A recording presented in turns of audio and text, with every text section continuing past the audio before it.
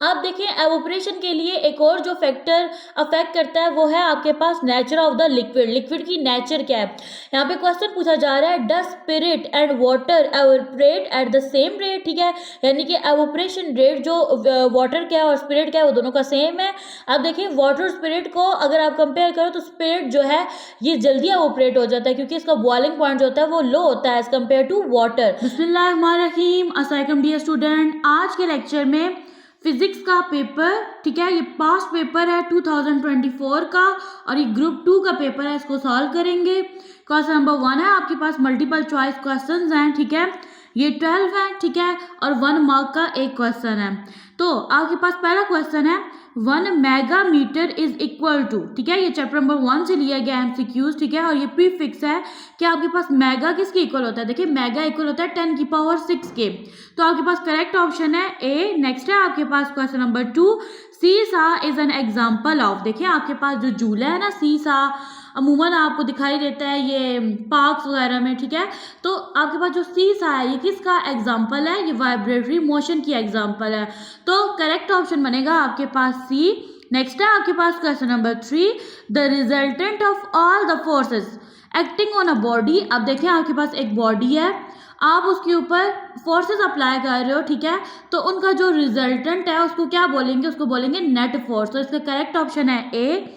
Next है आपके पास क्वेश्चन नंबर 4, यहाँ पे लिखा हुआ है inertia is related with. Inertia किसके साथ रिलेट करता है, तो इनर्शिया रिलेट करता है मास के साथ, तो इसका करेक्ट ऑप्शन है ए। नेक्स्ट है आपके पास क्वेश्चन नंबर 5, ठीक है, यहाँ पे लिखा हुआ है the value of sine 30 degree is, ठीक है, देखिए आपके पास जो साइन 30 डिग्री है ना, अब आप लोग मैथ में इसको पढ़ते हो, आपके पास साइन 30 डिग्री किसके इक्वल होता है, कैलकुलेटर से भी आप फाइंड कर सकते हो, साइन 30 डिग्री इक्वल होता है 1/2 के, ठीक है, और अगर उसको पॉइंट में लिखो तो ये बनता है 0.5, तो करेक्ट ऑप्शन है आपके पास डी। नेक्स्ट है आपके पास question number 6 the value of g on moon is, ठीक है, अब देखो जी की वैल्यू अर्थ पे क्या होती है 10 होती है और मून पे कितनी होती है 1.62 मीटर पर सेकंड स्क्वायर होती है, तो करेक्ट ऑप्शन है आपके पास बी। नेक्स्ट है आपके पास question number 7 rate of doing work is called, ठीक है, रेट ऑफ डूइंग वर्क को क्या कहते हैं, पावर कहते हैं, तो इसका करेक्ट ऑप्शन है आपके पास डी। नेक्स्ट है आपके पास question number 8 mass energy equation is, ठीक है, आजकल जो आपके पास न्यू डिजाइन में डॉलर के पॉइंटर हैं उनके ऊपर भी आपके पास मैस एनर्जी की इक्वेशन जो है वो लिखी हुई है, E इक्वल है mc² के, ठीक है, करेक्ट ऑप्शन है आपके पास बी। नेक्स्ट है आपके पास question number 9 hydraulic press works on. Hydraulic press जो है वो किसके प्रिंसिपल पे वर्क करता है, अब ये आपके पास जो है इसका आंसर चैप्टर नंबर 7 में पास्कल्स लॉ, ठीक है, करेक्ट ऑप्शन है आपके पास बी। नेक्स्ट है आपके पास question number 10 unit of heat is. Heat का यूनिट क्या होता है जाउल, तो करेक्ट ऑप्शन है आपके पास सी। नेक्स्ट है आपके पास question number 11 absolute zero is equal to, ठीक है, अब ये बहुत कॉमन सा एमसीक्यूज है कि आपके पास एब्सोल्यूट जीरो किसके इक्वल होता है, +273 के नहीं -273 सेल्सियस के इक्वल होता है। नेक्स्ट है आपके पास question number 12 the thermal conductivity of ice is. Ice की थर्मल कंडक्टिविटी कितनी होती है, ये होती है 1.7 वॉट पर मीटर पर केल्विन, करेक्ट ऑप्शन है आपके पास सी। सेकेंड क्वेश्चन है आपके पास write short answer of any 5 parts of the question, ठीक है, क्वेश्चन नंबर 2 के फर्दर आपके पास 8 पार्ट्स होते हैं, इसमें आपके पास 3 क्वेश्चन की चॉइस होती है, आपने 5 क्वेश्चंस को अटेम्प्ट करना होता है। क्वेश्चन नंबर 1 है आपके पास list out any 4 drive units, ठीक है, यानी कि आपने 4 ड्राइव यूनिट्स को राइट करना है। पेज नंबर 6 पे इसका आंसर है। देखिए स्टूडेंट, मोस्टली स्टूडेंट इस क्वेश्चन में गलती करते हैं, वो क्या करते हैं क्वांटिटीज को लिखाते हैं, या आपके पास ड्राइव क्वांटिटीज हैं स्पीड एक्सेलरेशन वॉल्यूम, अब ये यूनिट्स हैं, ठीक है, इनमें से आपने अपनी मर्जी के 4 यूनिट चूज कर लेने और उनको राइट करना है। नेक्स्ट है आपके पास question number 2 name four prefixes which are most commonly used, ठीक है, यानी कि कॉमनली यूज्ड होने वाले प्रीफिक्सेस को लिखना है और 4 प्रीफिक्सेस लिखने हैं, इसका आंसर है पेज नंबर 7 पे। आप देखिए कॉमनली यूज्ड होने वाले प्रीफिक्सेस कौन कौन से हैं, ठीक है, किलो है, मेगा है, गीगा है, टेरा है, ठीक है, तो आपने पेज नंबर 7 से प्रीफिक्सेस को देख लेना है। नेक्स्ट है आपके पास question number 3 why we use zero error in measuring instrument, ठीक है, यानी कि आपके पास जो मेजरिंग इंस्ट्रूमेंट्स हैं लाइक आपके पास मीटर रूल है, स्क्रू गेज है, वर्नियर कैलिपर है, उसमें आप जीरो एरर क्यों यूज करते हो। आप देखिए स्टूडेंट, ये आपके पास एक कंसेप्चुअल क्वेश्चन है, आपने बताना है ना कि आपके पास जो मेजरिंग इंस्ट्रूमेंट होते हैं उसमें आप लोग जीरो एरर को क्यों यूज़ करते हो, ठीक है। जीरो एरर को इसलिए यूज़ किया जाता है ताकि आपके पास जो मेजरमेंट आ रही है वो एक्यूरेट एंड रिलायबल हो, इस वजह से आप जीरो एरर को यूज़ करते हो मेजरिंग इंस्ट्रूमेंट में। नेक्स्ट है आपके पास question number 4, define momentum and write its formula. इसका आंसर है पेज नंबर 59 पे। आपने ये लिखना है मोमेंटम। देखिए मोमेंटम आपके पास क्या है, momentum of a body is the quantity of motion, यानी कि एक बॉडी के अंदर जो मोमेंटम है वो आपके पास किसकी मिकदार है, मोशन की यानी हरकत की। इट पोजेस, अब मोशन किसकी वजह से हो रही है, मास एंड वेलोसिटी की वजह से, ठीक है। अब देखिए स्टूडेंट, आपने मोमेंटम को डिफाइन करना था और इसके साथ इसका फॉर्मूला लिखना है, ऐसा यूनिट नहीं राइट करना, ठीक है। ये ऐसा यूनिट है, ये फॉर्मूला है। तो मोमेंटम को आप P से रिप्रेजेंट करते हो, इसका फॉर्मूला है P इक्वल है mv के, ठीक है। m फॉर मास होगा and v for velocity. Next है आपके पास question number 5, write two advantages of friction. आपने फ्रिक्शन के 2 फायदे राइट करने हैं, इसका आंसर है पेज नंबर 76 पे। ओके जी, यहाँ पे सबसे फर्स्ट एडवांटेज बनेगा we can not write if there is no friction between paper and pencil. यानी पहला एडवांटेज ये है कि जब पेपर और पेंसिल के दरमियान फ्रिक्शन होगी तो फिर आप सफ़े के ऊपर लिख पाओगे, ठीक है। दूसरा ये है कि friction enable us to walk on the ground, ठीक है। अगर ग्राउंड के ऊपर फ्रिक्शन होगी तो उसी वजह से आप जो ग्राउंड है उसके ऊपर वॉक भी कर सकते हो और रन भी कर सकते हो। तो ये आपके पास 2 एडवांटेज है फ्रिक्शन के। नेक्स्ट है आपके पास question number 6, give 2 examples of third law of motion. सबसे फर्स्ट स्टूडेंट मैं आपको ये बता दूं कि आपने जो थर्ड लॉ ऑफ मोशन में पढ़ा कि आप जो है एक फोर्स जो है किसी ऑब्जेक्ट के ऊपर एग्जर्ट कर रहे हो, अप्लाई कर रहे हो, तो बदले में वो ऑब्जेक्ट भी आपके ऊपर उतनी ही फोर्स अप्लाई करेगा। तो अब इसकी 2 एग्जांपल जो है मैंने कॉमन लाइफ से ली हैं, ठीक है, डेली रूटीन से। देखिए पहली एग्जांपल मैंने ली कि when you throw a ball to your friend, ठीक है। अब 2 फ्रेंड्स हैं या आप और आपका दूसरा फ्रेंड है, आप दोनों आपस में खेल रहे हो। आप क्या करते हो, बॉल को ना अपने फ्रेंड की तरफ क्या करते हो, थ्रो करते हो, फेंकते हो, ठीक है। The ball exerts a force on your friend hand, ठीक है। तो वो जो बॉल है ना वो जाके क्या करेगी, आपका जो फ्रेंड का हैंड है वहां पे एक फोर्स एक्सर्ट करेगी, ठीक है। ओके जी, and your friend hand exert an equal force on the ball. देखिए अब बॉल ने किया एक फोर्स एक्सर्ट की जाके आपके फ्रेंड के हैंड पे, ठीक है। तो बदले में हैंड ने भी एक फोर्स एक्सर्ट की बॉल पे, ठीक है। बॉल जो है वो जाके किधर गई, हाथ में गई, और हाथ ने क्या किया, फोर्स अप्लाई की और बॉल को कैच कर लिया। अब नेक्स्ट देखें, दूसरी एग्जांपल बनेगी आपके पास when you kick a football, यानी कि आप जब फुटबॉल को किक करते हो, ठीक है। The football exert a force on your foot, ठीक है। तो उस वक्त जो फुटबॉल होता है वो आपके पाँव पे क्या कर रहा होता है, एक फोर्स एक्सर्ट कर रहा होता है, ठीक है। And your foot exert an equal force on the football. अब जो फुटबॉल है वो एक फोर्स एक्सर्ट करेगा आपके फुट पे, और फुट जो है उतनी ही फोर्स अप्लाई करेगा किसके ऊपर, फुटबॉल पे। नेक्स्ट है आपके पास question number 7, what is the relation of G with radius of earth. देखिए आपके पास जो जी है ना, ये आपके पास वैल्यू है एक्सेलरेशन ड्यू टू ग्रेविटी की, ठीक है। और आपने इसका रिलेशन बताना है रेडियस ऑफ अर्थ के साथ। ओके जी, यहाँ पे आप लिखोगे the acceleration due to gravity जो है ना उसको आप बोलते हो जी, ठीक है। ये अब आपके पास जो होती है ना, आपने इन दोनों का रिलेशन बताना है, जी का और रेडियस ऑफ अर्थ का, ठीक है। तो आपके पास एक्सेलरेशन ड्यू टू ग्रेविटी जो होती है ये आपके पास इनवर्सली प्रोपोर्शनल होती है। इनवर्सली का मतलब होता है 1/, की फॉर्म में, और डायरेक्टली का मतलब होता है ये डायरेक्टली नंबर होना। ये देखें ए या बी, ए जो है डायरेक्टली प्रोपोर्शन है बी के, और जब आप यूँ लिखोगे ना ए और ये वाला साइन और ये 1/b, तो ए जो है ये इनवर्सली प्रोपोर्शन है 1/b के, ठीक है। तो आपके पास जो जी है ना ये इनवर्सली प्रोपोर्शन है किसके, to the square of the radius of the earth, ठीक है। यानी कि आपके पास जो जी है ये इनवर्सली प्रोपोर्शन है किसके, अर्थ के रेडियस के। और देखिए बुक पे ये वाली चीज़ जो है डिस्कस हुई है पेज नंबर 110 पे, क्या आपके पास एक्सेलरेशन ड्यू टू ग्रेविटी जो जी है ना, ठीक है, ये किसके इक्वल होता है। अब जी फॉर क्या है, ग्रेविटेशनल कांस्टेंट, ठीक है। एम ई का मतलब होता है mass of the earth divided by radius का स्क्वायर। नेक्स्ट है आपके पास question number 8, define satellite with example. इसका आंसर है पेज नंबर 112 पे। अब देखिए आपने बताना है कि सैटेलाइट किसको कहते हैं और आपने एक एग्जांपल देनी है। तो देखिए an object that revolves around a planet, ठीक है, इज कॉल्ड अ सैटेलाइट। अब देखिए एक ऐसा ऑब्जेक्ट जो प्लैनेट के गिर्द घूमता है उसको बोलते हैं सैटेलाइट। अब आप अर्थ पे रह रहे हो ना, तो अर्थ आपके पास क्या है, एक प्लैनेट है, ठीक है। अब साथ ही आगे एग्जांपल है, the moon revolves around the earth. अब जो मून है वो किसके गिर्द चक्कर लगाता है, जमीन के गिर्द, ठीक है। तो आपके पास जो मून है वो क्या है, नेचुरल सैटेलाइट है, किसका, अर्थ का। नेक्स्ट है आपके पास question number 3, write short answer of any 5 parts of the question, ठीक है। अब देखिए क्वेश्चन नंबर 3 के आपके पास 8 पार्ट्स हैं, आपने 5 क्वेश्चंस को यहाँ से अटेम्प्ट करना है और 3 क्वेश्चन की आपके पास चॉइस है।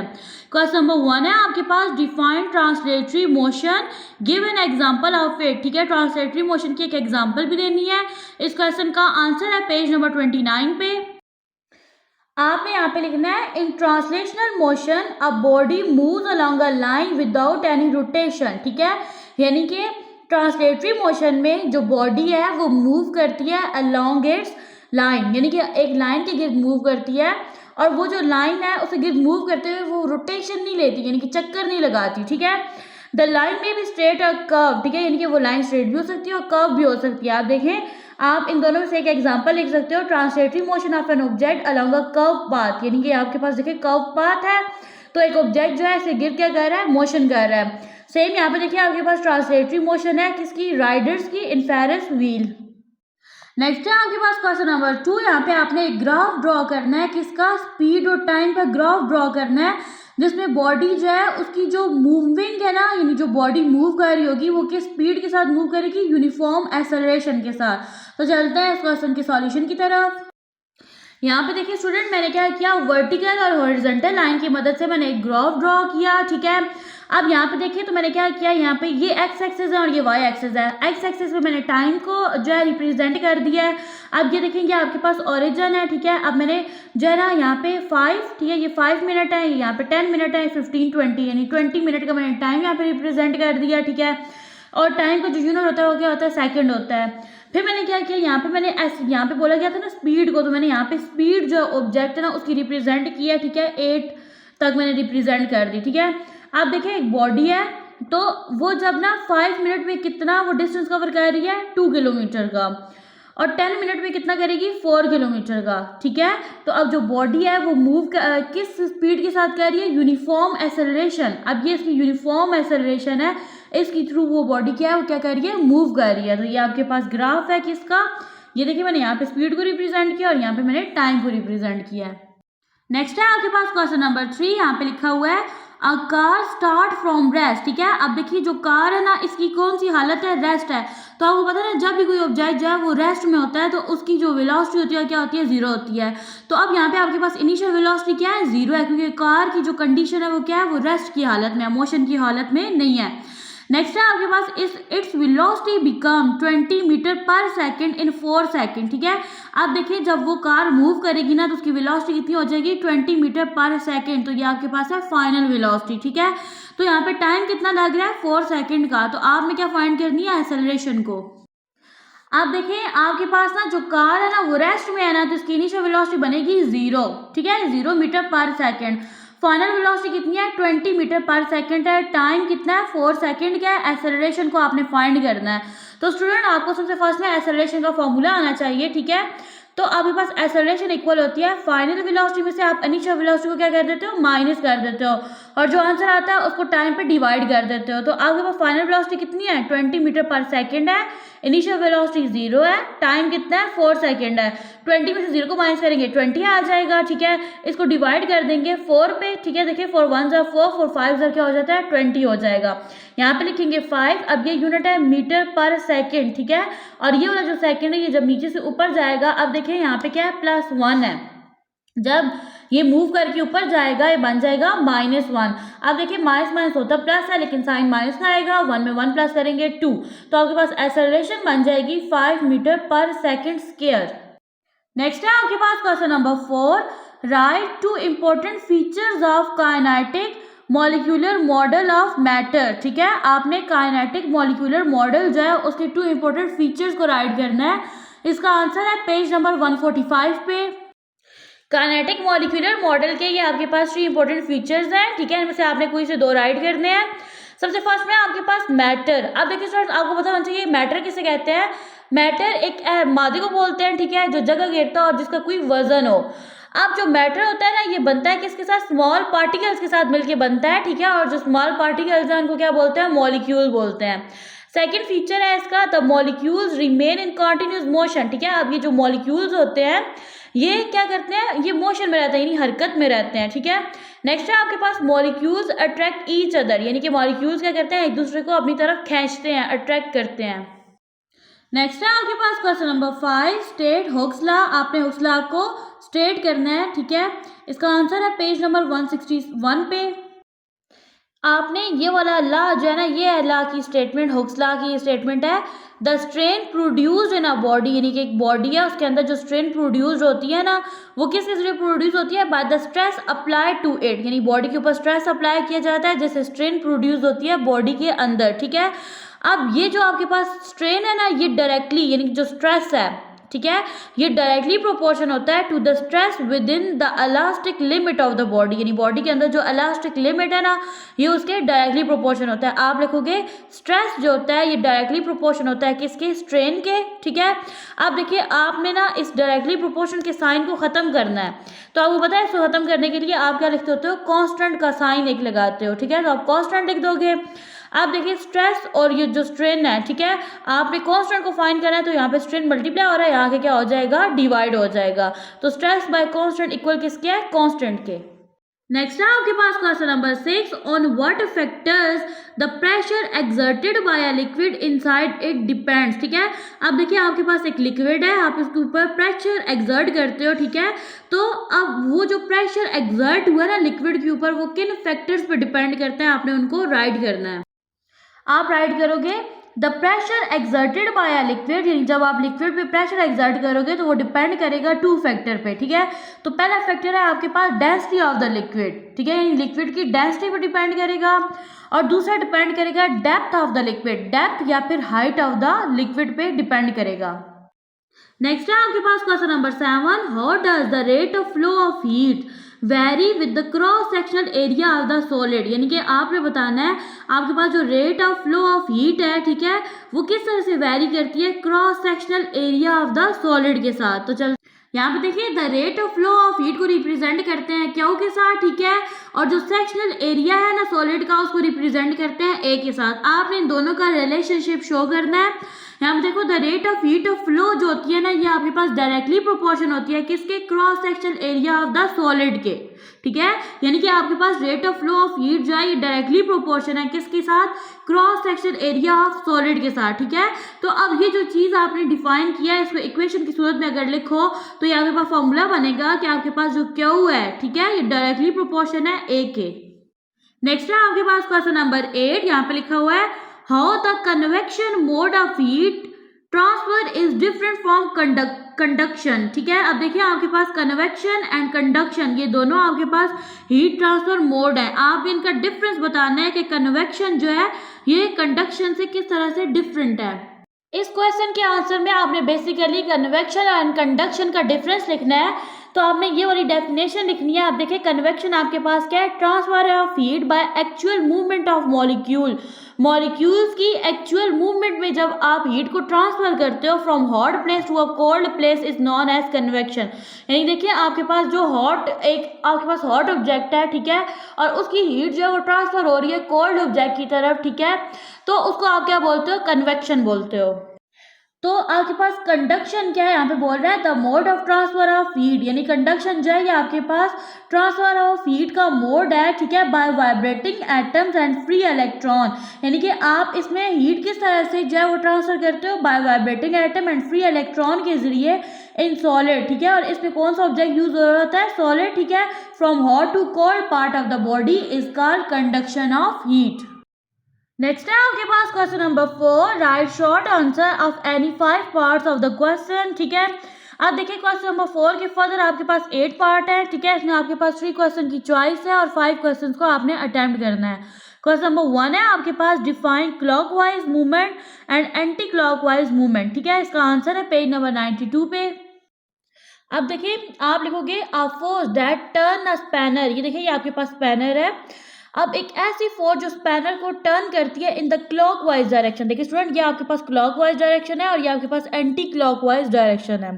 अब क्लॉकवाइज डायरेक्शन में क्या होता है, ये स्पैनर जो होता है, इसका जो नट होता है ना, वो क्या हो जाता है, टाइट हो जाता है। ठीक है, is generally use to tighten a nut. ठीक है, जैसे कि इस फिगर में दिखाया जा रहा है। ठीक है, तो ये जो आपके पास टॉर्क या मूवमेंट है फोर्स की जो प्रोड्यूस कर रही है, इस डायरेक्शन को क्या बोलते हैं, क्लॉकवाइज डायरेक्शन। ओके जी, नेक्स्ट है आपके पास on the other hand to loosen a nut, यानी इस नट को लूज करने के लिए आप जो डायरेक्शन आप इस पे अप्लाई करोगे ना, यानी जो फोर्स अप्लाई करोगे, ठीक है, यहाँ पे लिखा हुआ है the force is applied such that it turns the nut in the anticlockwise direction, यानी कि जब आप इसके ऊपर फोर्स अप्लाई करोगे तो उस फोर्स से जो डायरेक्शन बनेगी वो बनेगी एंटी क्लॉकवाइज डायरेक्शन, और उससे नट जो होगा वो क्या हो जाएगा, लूज हो जाएगा। The torque or movement of the force of produce, यानी उस टाइम पे जो मूवमेंट या फिर फोर्स प्रोड्यूस होगी उसको आप बोलोगे एंटी क्लॉकवाइज मूवमेंट। नेक्स्ट है आपके पास question number 2, define unstable equilibrium and neutral equilibrium. इसका आंसर है पेज नंबर 101 पे।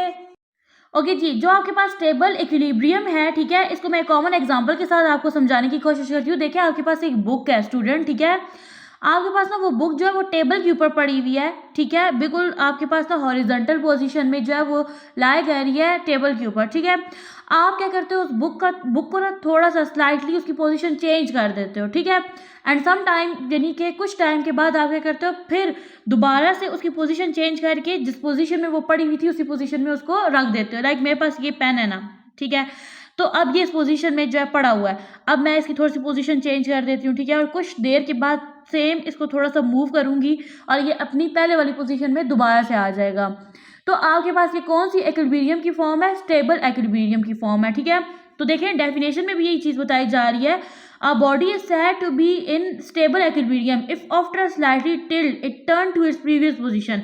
आपके पास पेन इस तरह से था, आपने इसको थोड़ा सा मूव किया, इसकी पोजीशन चेंज हो गई। ठीक है, आफ्टर सम टाइम, कुछ देर के बाद आप अगेन इसको थोड़ा सा मूव करके इसको इसकी पहले वाली हालत में ला सकते हो। ठीक है, नेक्स्ट टॉपिक है आपके पास अनस्टेबल इक्विलिब्रियम।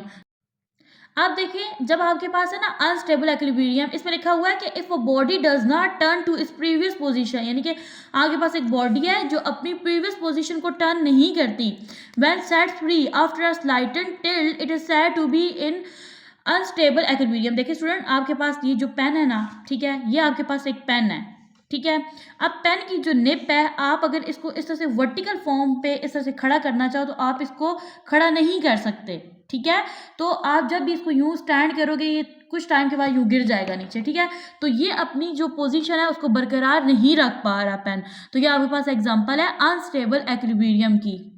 नेक्स्ट है आपके पास question number 3, how can a force be resolve into its perpendicular components, explain briefly.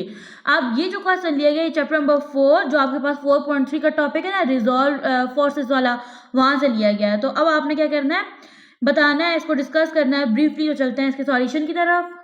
इसके आंसर में आप लोग लिखोगे कि a force can be resolve into its perpendicular component, यानी कि आपके पास एक फोर्स है, आप उसको उसके परपेंडिकुलर कंपोनेंट्स के थ्रू उसको रिजॉल्व कर सकते हो। किस तरह से, by using a parallelogram of forces, यानी आप वहाँ पे क्या लोगे, लेट करोगे, पैरेललोग्राम फोर्सेस को लेट करोगे, और by drawing a right angle triangle. ठीक है, यानी कि आपने दो काम करना है, या तो पैरेललोग्राम फोर्सेस को लेट कर लेना है, ठीक है, या फिर ड्रॉ कर लेनी है एक right angle triangle where the force is the hypotenuse, यानी जिसमें आपके पास एक रेक्टेंगल ड्रॉ करनी है। ठीक है, इस तरह से। अब ये जो आपके पास है ना राइट एंगल ट्रायंगल, ठीक है, तो इसमें आपके पास जो फोर्स है वो ये हाइपोटेन्यूज है, इसको आप बोलोगे ये आपके पास क्या है, फोर्स है, and its components are the other two side, और कंपोनेंट्स टू अदर साइड्स होंगे, यानी यहाँ पे आप राइट कर लोगे कि ये आपके पास एफ एक्स है और ये एफ वाई, तो ये फोर्स के टू क्या है, कंपोनेंट्स है। नेक्स्ट है आपके पास question number 4, what is meant by soil erosion. आपने बताना है कि सोयल आयरन आपके पास क्या है, सोयल आयरन आपके पास मीन्स द रिमूवल और wearing away of top soil और soil particle from one place to another due to natural forces like wind और वाटर। अब देखिए नेचुरल फोर्सेस जो है वो आपके पास एक विंड यानी हवा है और दूसरा वाटर पानी है। ठीक है, इसकी मदद से आप क्या करते हो, जो जमीन की सतह है ना उसके ऊपर से आज जो टॉप सोयल है या फिर सोयल पार्टिकल्स हैं उनको रिमूव कर देने का अमल जो होता है उसको आप क्या बोलते हो, सोयल एरोजन बोलते हो। फॉर एग्जाम्पल, मिसाल के तौर पे जैसे कि व्हेन रेन्स हैवीली, यानी कि जब शदीद बारिश होती है and the soil from a hill, यानी कि जो आपके पास पहाड़ियाँ वगैरह होती हैं उनके ऊपर से जो सोयल मट्टी होती है gate washed away by the water. अब देखें ना, एक पहाड़ी है, ठीक है, उसके ऊपर जो मट्टी है, ठीक है, वो आपके पास नेचुरल फोर्सेस के थ्रू क्या हो रही है, रिमूव हो रही है, ठीक है। नेचुरल फोर्सेस कौन सी फोर्सेस, यानी वाटर के जरिए, यानी कि जब बारिश हुई तो हिल के ऊपर से जो वो सोयल है, ठीक है, वो बारिश की वजह से क्या हो जाएगी, रिमूव हो जाएगी। नेक्स्ट है आपके पास question number 5, differentiate between magma and geothermal energy. Two terms को डिफरेंशिएट करने के लिए आप क्या करते हो, जैसे एक लाइन लगाते हो, ठीक है। अब यहाँ पे आपके पास मैग्मा और यहाँ पे आपके पास जियोथर्मल एनर्जी। अब देखिए, magma refers to molten rock, पिघली हुई जो आपके पास चट्टानें होती हैं बिनेथ द अर्थ सरफेस, यानी कि सतह जमीन के नीचे जो आपके पास पिघली हुई चट्टानें होती है ना, उसको क्या बोला जाता है, मैग्मा बोला जाता है। एंड जियोथर्मल एनर्जी आपके पास ये एनर्जी है, यानी कि ये वो एनर्जी जो रेफर करती है हीट जनरेटेड बाय मैग्मा और hot water beneath the earth surface, ठीक है। यानी कि सतह जमीन के नीचे आपके पास जो हॉट वाटर है या फिर जो मैग्मा है जिससे आपके पास हीट जनरेट होती है, आप उसको पढ़ते हो जियोथर्मल एनर्जी, ठीक है। अब मैंने दोनों की एक एक एग्जांपल दी है।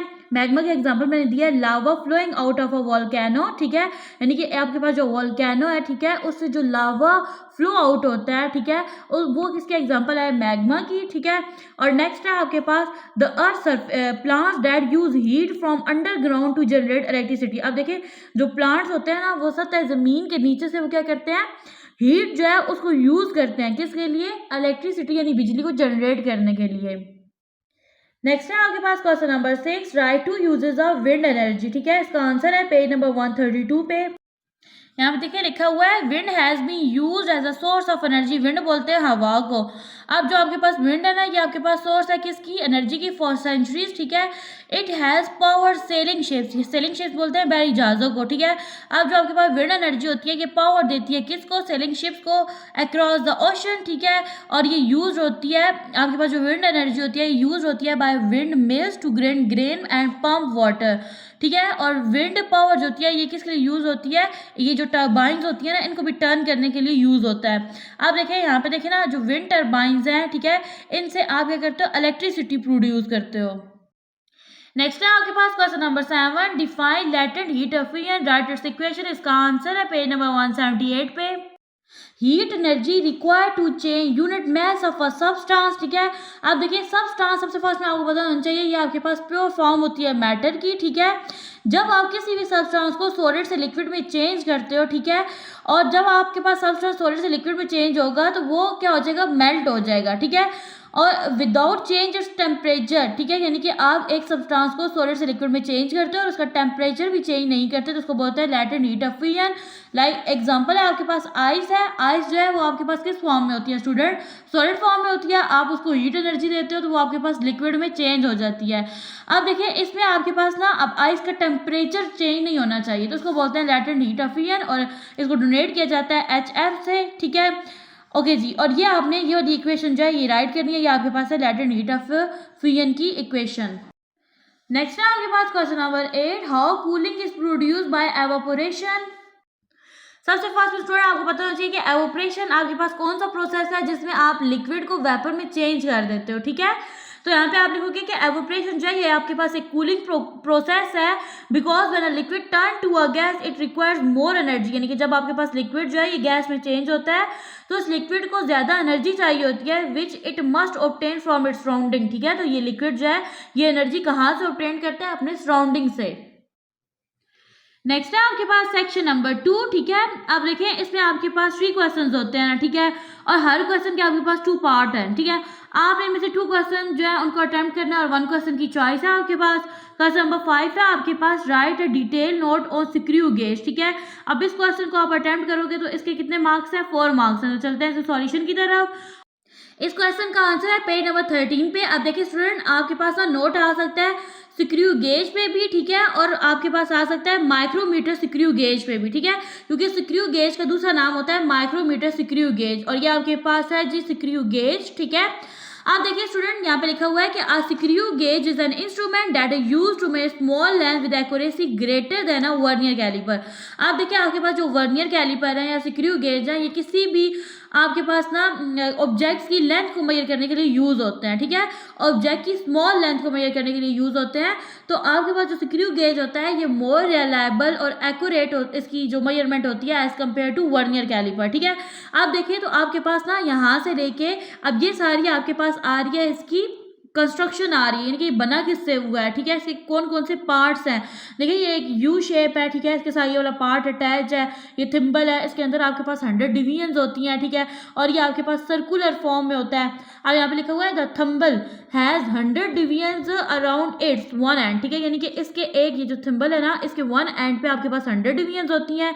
It is a circular scale, ये आपके पास सर्कुलर स्केल होता है। और the screw gauge as thimble complete one rotation, यानी कि जो थिम्बल होता है ये वन रोटेशन जब कंप्लीट करता है 100 division pass the index line and the thimble move 1 millimetre along the main scale, यानी कि ये जब एक अपना रोटेशन कंप्लीट करता है, ठीक है, तो आपके पास ना जो 100 डिवीजन है वो मेन स्केल से क्या होती हैं, पास होती हैं। नेक्स्ट है आपके पास 10 each division of circular scale cross in the index line move the thimble through the 1/100 millimetre. अब देखिए आपके पास ना ये जो आपके पास डिवीजन्स है ये बनेगी 1/100 मिलीमीटर, ठीक है। और अगर 1 को 100 पे डिवाइड करो तो बन जाएगा 0.01 मिलीमीटर, ठीक है, ऑफ द मेन स्केल। अब यहाँ पे आपके पास इंपॉर्टेंट चीज़ आ रही है, least count of the screw gauge किसके इक्वल होता है। लीस्ट काउंट इक्वल होता है pitch of the screw gauge divided by number of divisions on circular scale. Circular scale कौन सा है आपका, ये वाला थिम्बल, इसके अंदर आपके पास क्या होता है, एक सर्कुलर स्केल होता है। और अब आप यहाँ पे देखिए जो आपके पास स्क्रू गेज की पिच है वो 1 मिलीमीटर है, ठीक है। डिवीजन्स यहाँ पे कितनी ली है, 100 ली हैं। 1 को 100 पे डिवाइड करेंगे तो ये आपके पास बन जाएगा 0.01 मिलीमीटर, ठीक है। मिलीमीटर को सेंटीमीटर में चेंज करने के लिए आप 0.01 को क्या करोगे, 10 पे डिवाइड कर दोगे। तो आपके पास ना ये जो मेजरमेंट है ये मिलीमीटर से सेंटीमीटर में चेंज हो जाएगी, तो ये बन जाएगी 0.001 सेंटीमीटर। और आपके पास जो लीस्ट काउंट स्क्रू गेज का है वो बनेगा 0.01 मिलीमीटर और 0.001 सेंटीमीटर, ठीक है। स्टूडेंट आपने यहाँ तक, अगर आपके पास स्क्रू गेज के टॉपिक के ऊपर नोट आ जाएगा यहाँ तक लिखोगे, ठीक है। और आपने जो स्क्रू गेज की कंस्ट्रक्शन है वो लाजमी राइट करनी है। नेक्स्ट है आपके पास इस क्वेश्चन का बी पार्ट, इसमें आपने न्यूमेरिकल को सॉल्व करना है। न्यूमेरिकल की स्टेटमेंट है आपके पास, how much time is required to change 22 newton second movement by a force of 200 newton, ठीक है। यानी देखिए अब यहाँ पे आप जो फोर्स अप्लाई कर रहे हो ना वो कितनी है, 200 न्यूटन की है, ठीक है। इस फोर्स को आपने यूज करके क्या करना है, 22 न्यूटन सेकेंड मोमेंटम को चेंज करना है। आपने फाइंड करना है कि कितना टाइम रिक्वायर्ड है। आप देखिए स्टूडेंट आपके पास गिवन डेटा है, यही जो न्यूमेरिकल है ये मॉर्निंग टाइम में यानी ग्रुप 1 में भी ये इंक्लूड था। इसमें आप देखिए आपके पास ना चेंज इन मोमेंटम जो था वो 22 न्यूटन सेकंड था और मॉर्निंग टाइम पे जो न्यूमेरिकल आया था उसमें आपके पास फोर्स 20 न्यूटन थी, ठीक है। तो ग्रुप 2 में जो आपके पास फोर्स दी गई है ना इस न्यूमेरिकल में वो 200 न्यूटन है, ठीक है। फाइंड करना है आपने टाइम को, फॉर्मूला है आपके पास, ठीक है। अब यहाँ पे आप इस फॉर्मूले को यूज करोगे और आप टाइम को फाइंड आउट करोगे। फोर्स इक्वल है change in momentum divided by time के। अब आपने देखिए स्टूडेंट टाइम को फाइंड आउट करना है, तो टाइम यहाँ पे डिवाइड हो रहा है, यहाँ पे चला जाएगा क्योंकि आपने इसको फाइंड आउट करना है और फोर्स जो है ये टाइम की जगह आ जाएगा, यहाँ पे आके क्या हो जाएगा, डिवाइड हो जाएगा। चेंज इन फोर्स जो है, चेंज इन मोमेंटम जो है ये आपके पास 22 न्यूटन सेकेंड है, फोर्स है आपके पास 200 न्यूटन। तो यहाँ पे जब आप ना 22 को डिवाइड कर दोगे 200 पे तो आपके पास टाइम आ जाएगा 0.11 सेकेंड, ठीक है। जो ये सेकेंड है ना ये टाइम का यूनिट है। यहाँ पे आप स्टूडेंट राइट कर दोगे कि 0.11 सेकेंड, ठीक है, of time is required to change 22 newton second momentum by a force of 200 newton, यानी फोर्स यहाँ पे कितनी लगी, 200 न्यूटन की। नेक्स्ट है आपके पास क्वेश्चन नंबर 6, यहाँ पे आपके पास है explain the working of hydraulic press. Hydraulic press की वर्किंग को आपने क्या करना है, एक्सप्लेन करना है। इसका आंसर है पेज नंबर 152 पे, ठीक है। अब देखिए स्टूडेंट हाइड्रोलिक प्रेस से पहले आप लोगों ने एक लॉ पढ़ा, पास्कल लॉ, ठीक है। अब पास्कल लॉ जो है अब इसको एक्सप्लेन करता है, यानी कि अब इसकी एप्लीकेशन है हाइड्रोलिक प्रेस, ठीक है। यहाँ पर लिखा हुआ है हाइड्रोलिक प्रेस जो है ये आपके पास एक मशीन होती है which work on pascal law, ठीक है। हाइड्रोलिक प्रेस जो है ये किस लॉ के अकॉर्डिंग वर्क करता है, पास्कल लॉ के। It consist of 2 cylinder of different. Hydraulic press के अंदर आपके पास 2 डिफरेंट आपके पास क्या होते हैं, कंटेनर होते हैं और उनका डिफरेंट क्रॉस सेक्शनल एरिया होता है, ठीक है। अब देखिए स्टूडेंट जैसे कि आपको फिगर में बताया जा रहा है, ये देखेंगे 1 कंटेनर और ये सेकंड कंटेनर, ठीक है। अब इन दोनों कंटेनर का ये आपके पास क्या है, इनका क्रॉस सेक्शनल एरिया है, ठीक है, ये इसका है और ये इसका है, ठीक है। आप देखिए नेक्स्ट बताया जा रहा है they are fitted with piston of cross sectional area, ठीक है, ये पिस्टन है, अब ये इसका ये ए है, ठीक है, अब ये ज़्यादा है इसलिए इसको कैपिटल ए से रिप्रेजेंट किया गया और ये स्मॉल है इसको स्मॉल ए से रिप्रेजेंट किया गया है, ठीक है। नेक्स्ट है आपके पास the object to be compressed is placed over the piston, यानी कि जिन ऑब्जेक्ट्स को आपने क्या करना होता है कंप्रेस करना होता है, ठीक है, यानी प्रेस करना होना है नीचे की तरफ, ठीक है, आप उसको क्या करते होते हो इस पिस्टन के ऊपर प्लेस करते होते हो, ठीक है।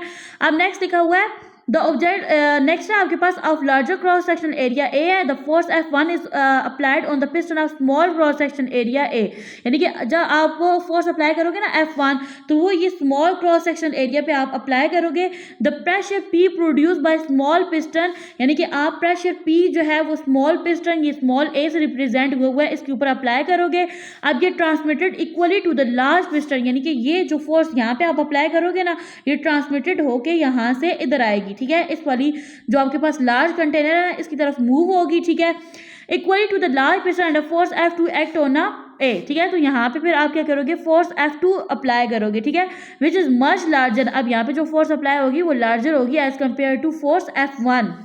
देखिए स्टूडेंट आपको मैं एक कॉमन एग्जांपल से अगर इस टॉपिक को समझाऊं तो आप देखें आप सबसे फर्स्ट में यहाँ पे फोर्स अप्लाई करते हो, ठीक है, तो जब यहाँ आप फोर्स अप्लाई करोगे ना तो यहाँ पे आपके पास जो क्रॉस सेक्शनल एरिया ना 2 मीटर स्क्वायर है, ठीक है, और यहाँ पे आपने इस ऑब्जेक्ट को कंप्रेस करने के लिए जो फोर्स अप्लाई किया वो कितनी है 40 न्यूटन है, ठीक है। अब 40 न्यूटन है तो अब देखिए ना आप क्या करते होते हो आपके पास जो प्रेशर है ना आपने यहाँ पे क्रॉस सेक्शनल एरिया भी आपको गिवन है फोर्स भी गिवन है, आपने यहाँ पे प्रेशर को फाइंड आउट करना है, ठीक है। तो प्रेशर इक्वल होता है आपके पास F1, यहाँ पे F1 फोर्स अप्लाई किया है मैंने कितनी 40 न्यूटन की, ठीक है, इसको डिवाइड कर देंगे क्रॉस सेक्शनल एरिया के, F1 फोर्स है आपके पास 40 न्यूटन, ठीक है, क्रॉस सेक्शनल एरिया आपके पास 2 मीटर स्क्वायर है, ठीक है, 2 1 2 हो गया 2 2 4 हो गया 0 एज इट इज हो गया। तो यहाँ पे देखिए आपने कितना प्रेशर अप्लाई किया 20 न्यूटन मीटर स्क्वायर का, यानी 20 पास्कल का, ठीक है। अब नेक्स्ट देखिए स्टूडेंट अब आपने क्या करना है, अब आपने यहाँ पे सेम वही फार्मूला लिखो, आप लिखो कि यहाँ पे आपके पास P इक्वल है F2 divided by capital A के, ठीक है। अब देखिए आपने प्रेशर कितना अप्लाई किया था इस साइड पे, आपने प्रेशर अप्लाई किया है 20 का, ठीक है। F2 फोर्स आपने क्या करनी है इसको आपने फाइंड आउट करना है, ठीक है, जबकि आपके पास यहाँ पे जो एरिया है क्रॉस सेक्शनल एरिया वो 10 है, ठीक है।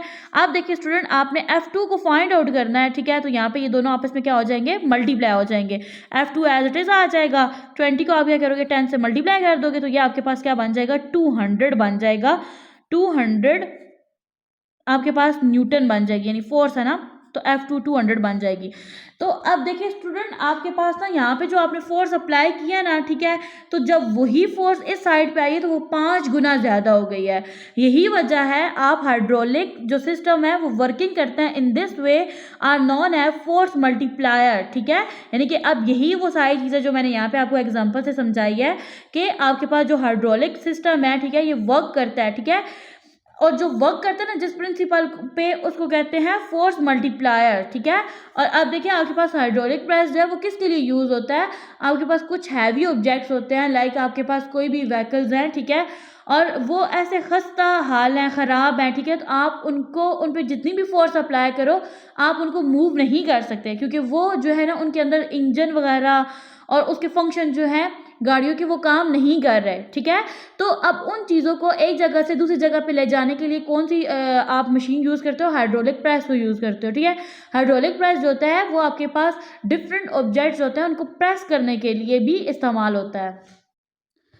नेक्स्ट है आपके पास इसी क्वेश्चन का पार्ट बी, ठीक है, इसमें आपके पास न्यूमेरिकल है आ ट्रेन स्टार्ट फ्रॉम रेस्ट, ठीक है, यानी कि जो ट्रेन है वो किस कंडीशन में है रेस्ट में है, it moves through 1 kilometre in 100 second, ठीक है, यानी 100 सेकेंड में वो कितना फासला तय करती है 1 किलोमीटर का, 1 किलोमीटर को मीटर में चेंज करो तो क्या बन जाएगा 1000 मीटर, ठीक है, with uniform acceleration what will be its speed at the end of 100 second, यानी कि 100 सेकेंड का यानी कि टाइम गुजरने के बाद और 1 किलोमीटर का डिस्टेंस तय करने के बाद आप बताएं कि ट्रेन की स्पीड क्या होगी। अब देखिए गिवन डेटा में आपको इनिशियल वेलोसिटी दी गई है जो कि 0 है, डिस्टेंस कितना कवर हुआ 1 किलोमीटर का, 1 किलोमीटर को मीटर में चेंज करेंगे तो ये बन जाएगा आपके पास 1000 मीटर, ठीक है। किलोमीटर को मीटर में चेंज करने के लिए आप उस नंबर को 1000 पे डिवाइड कर 1000 के साथ मल्टीप्लाई करते हो, ठीक है। ओके जी, टाइम है आपके पास 100 सेकेंड का, आपने फाइंड करनी है फाइनल वेलोसिटी को, ठीक है। तो सबसे फर्स्ट में स्टूडेंट आप फाइनल वेलोसिटी को फाइंड आउट करने से पहले आप एक्सेलरेशन को फाइंड आउट करोगे, ठीक है।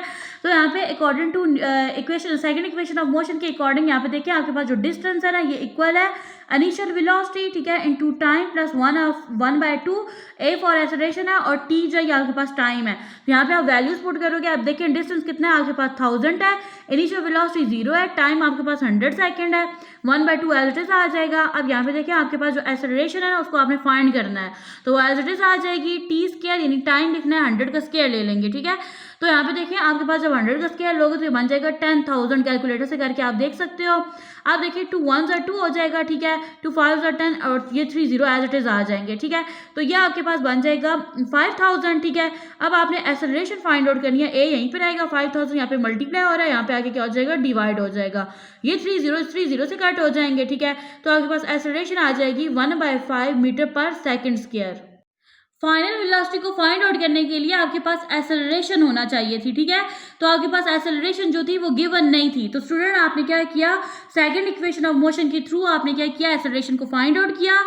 अब आपने फर्स्ट इक्वेशन ऑफ मोशन को यहाँ पे लिखना है, जो कि आपके पास क्या है, फाइनल वेलोसिटी इक्वल है initial velocity plus A T, ठीक है। आपके पास इनिशियल वेलोसिटी है 0, एक्सेलरेशन आपके पास 1/5 है, टाइम आपके पास 100 सेकंड है, ठीक है। यहाँ पे देखिए 5 1s are 5 हो जाएगा, 5 2s are 10 और 0 एज इट इज आ जाएगा, ठीक है।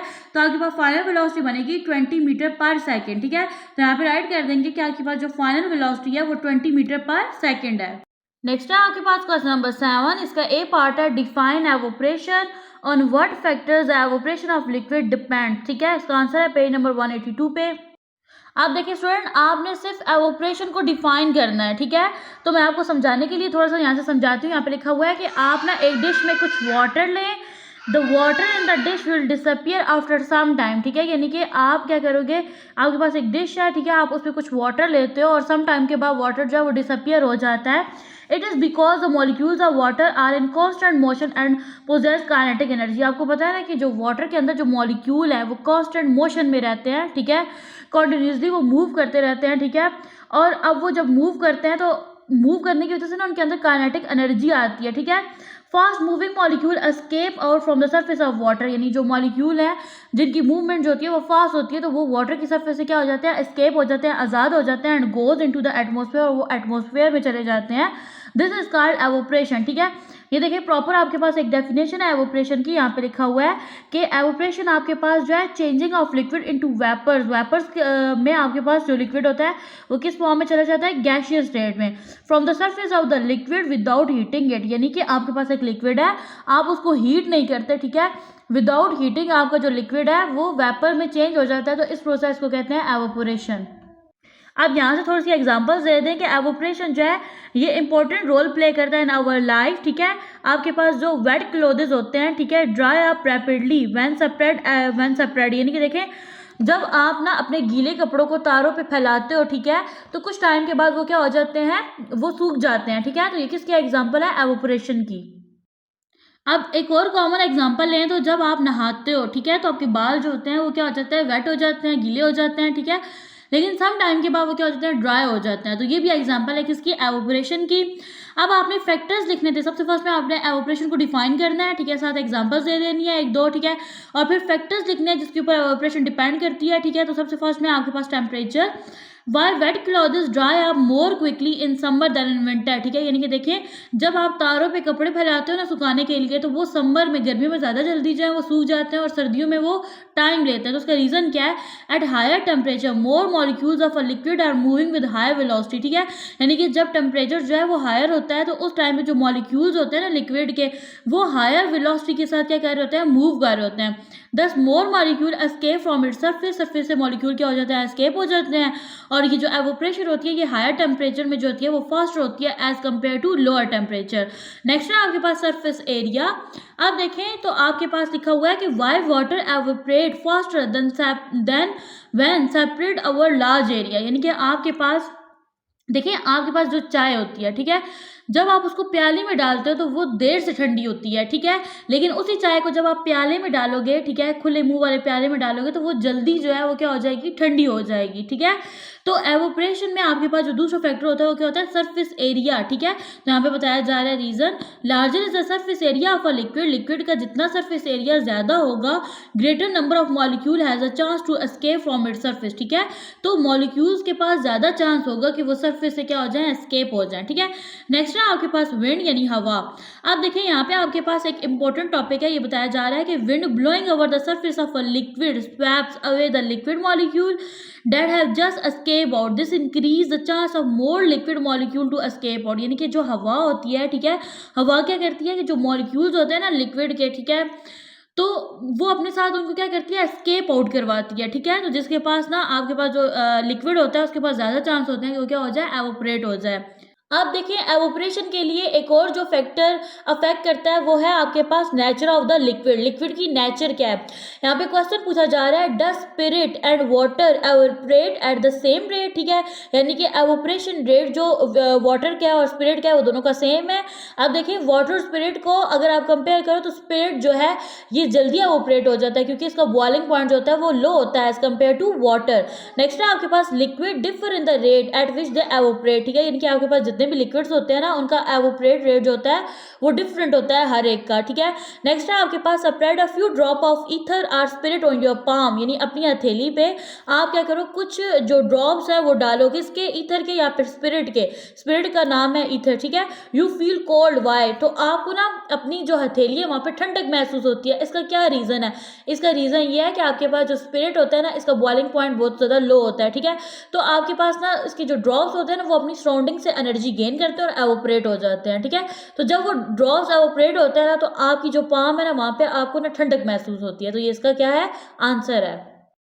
नेक्स्ट है आपके पास इस क्वेश्चन का B part, calculate the power of a pump which can lift 200 kg of water through a height of 6 metre in 10 second. देखिए आपको क्या क्या चीज़ें गिवन है, आपने ना पंप की पावर को फाइंड आउट करना है, ठीक है।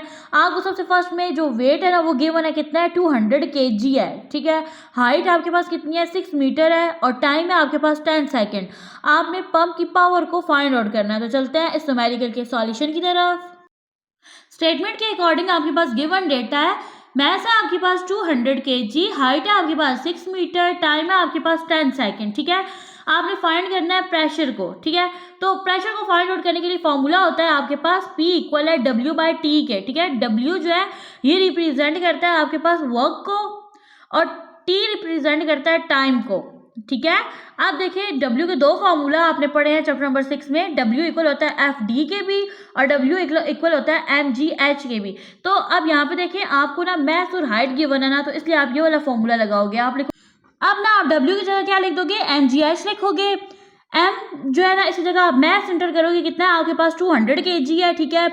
अब G जो होती है ये आपके पास एक्सेलरेशन ड्यू टू ग्रेविटी होती है और इसकी वैल्यू आपको पता है 10 होती है, ठीक है। तो यहाँ पे 10 लिख देंगे। H हाइट है आपके पास 6 और जो टाइम है वो भी आपके पास कितना है, 10 सेकेंड है, ठीक है स्टूडेंट। आप 10 को 10 से कट कर देंगे, 200 को 6 से मल्टीप्लाई करेंगे, आपके पास 1200 आ जाएगा, ठीक है। और पावर का यूनिट होता है वॉट। तो आप यहाँ पे लिख दोगे कि आपके पास जो पावर अभी आपने पंप की फाइंड आउट की है वो कितनी है, 1200 वॉट्स है।